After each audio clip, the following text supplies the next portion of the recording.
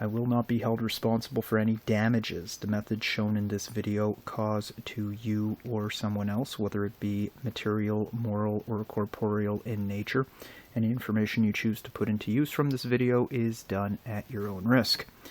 So, you have one of these Oculus Meta Quest 2 headsets, and you want to use VrChat. The problem is, let's say you don't have access to the Oculus Meta Quest 2 controllers anymore, and hand tracking isn't doing it for you.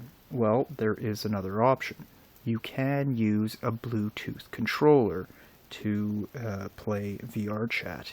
For example, a PlayStation Bluetooth controller. Here's the deal. Those could be pricey.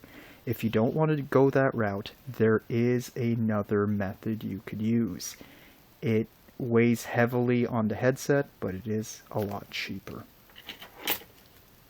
One of these deals right here, what this is this is a USB-C to USB female adapter. It connects into the USB-C connector of your Oculus Meta Quest 2.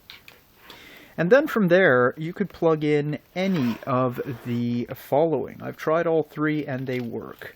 The most complete control was had using a game controller. Now, mind you, this one is a direct input game controller. It's presumed that one that uses X input would give you even more control. So, USB connector. Simply put, you connect the USB connector as so, and you can use VrChat using a controller. Of course, there are other options. USB mouse. Here I have a gaming mouse. You also have a USB keyboard, which of course, USB. We figured this all out. Here's the problem with all this. Not one solution is best. With this direct input controller, I could move around, I could jump, I could bring up menus, I could enable and disable the microphone. What I couldn't do is select things very well. I guess that depends on the world you're in. With a mouse, I could select things very well, and I could roll in menus, but I couldn't really move around with it. But it is good for clicking. So, by the way, when you're using VrChat with the Oculus Meta Quest 2 and you don't have an official controller connected, the way you move your head positions a dot in the center, which is your selector, and theoretically you can use a USB mouse to click and to select. Finally, keyboard. Keyboard, I could move around, I could jump, I could rotate, I could bring up menus, I could mic on, mic off, I could bring up a chat box that I couldn't type in, oddly enough.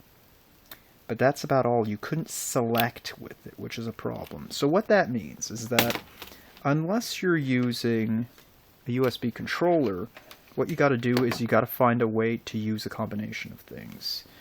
Enter a USB hub. Now I know it's getting complicated and you got a lot of stuff dangling from your head.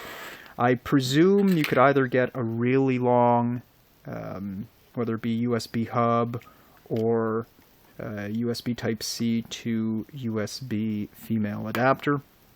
Either way, if not, then you're dangling a lot of crap around. And yes, it's heavy on the head. I was supporting it with one hand. I didn't want to put too much strain on the USB Type-C port of my Oculus Meta Quest 2. But here you go. With a hub, you can connect, and yes, I've done all three and it all works. The mouse, I don't have to physically do this, you get the idea. The keyboard, or is this the controller? Either way.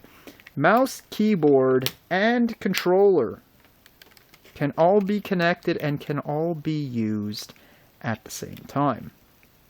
Is this overkill? Probably. I had, frankly, I think with a controller and a mouse to click, you would be set. But suffice to say, you have that option to you. Well, there you go, a bit of information. Hope this information helps, and as usual, all the best.